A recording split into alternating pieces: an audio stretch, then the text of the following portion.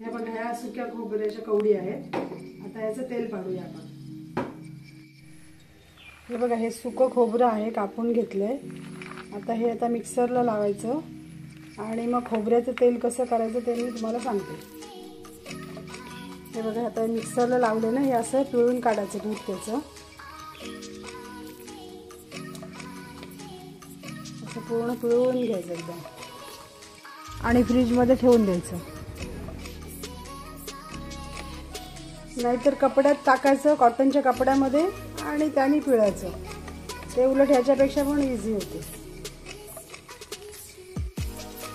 हे बघा आता हे फ्रीजमधून काढलंय नारळाचं दूध. फ्रीजमध्ये ठेवल्यावर हे बघा हे असं वरती असा घट्ट थर आलाय त्याला. हे बघा हे काढून घ्यायचं.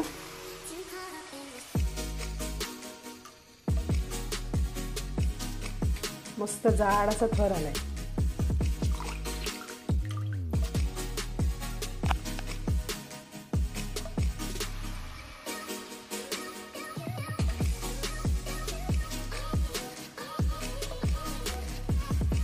हे बघा आता गॅस चालू केलाय आणि आता कसं मेल्ट व्हायला लागले बघा.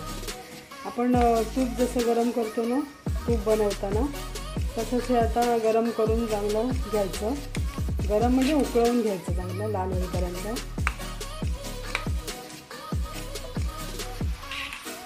पूर्ण पातळ झालं.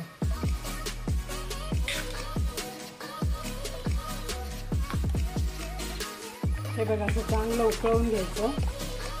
आता हे उकळायला पाहिजे म्हणून मी गॅस फास्ट ठेवलाय आणि असं थोडं थोडं ना असं तेल तेल बाजूला दिसायला लागलं. हे बघा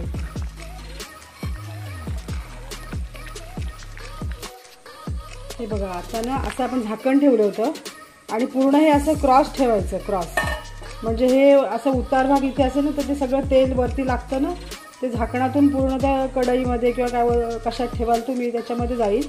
आणि उचलताना मग असं उचलायचं, नाही तर मग ते सगळं ना तेल पायावर पडेल असं. आणि गॅस कमी करायचा आणि नंतर त्याला कालथा फिरवायचा, कारण ते वरती वरती उडते एकदम. आता हे होत आलं ना त्याच्यामुळे ते आता वरती उडत नाही. आता काय प्रश्न नाही आहे, पण अगदी होईपर्यंत मेहनत करायला लागते त्याला. अंगावर उडेल ही भीती अगदी 100% आहे त्याच्यावर. त्याच्यामुळे करताना अगदी काळजी घ्यायची.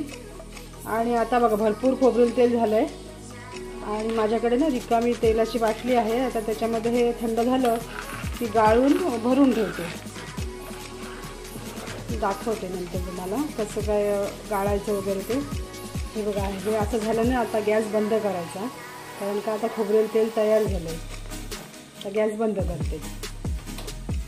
हे बघा ह्या गाळणीने मी आता स्टीलची गाळणी आहे आणि गाळून घेतलं आणि आता हा ना गाळ बसला बुडाला. आता ह्या कपडा घेतला आहे आणि डबल असा. आता ते वस्त्रगाळ करून घेऊया आणि नंतर ही रिकामी बाटली आहे ही बघा, ही याच्यामध्ये भरूया. ते असं गाळून घ्यायचं आणि मी खाली ना ग्लास घेतलं म्हणजे बाटलीत भरायला पण बरं पडेल.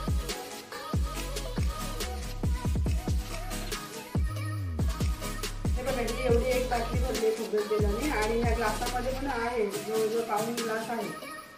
त्या दुसऱ्या बाटलीत भरून घेते. आता होममेड खोबरेल तेल तयार करते.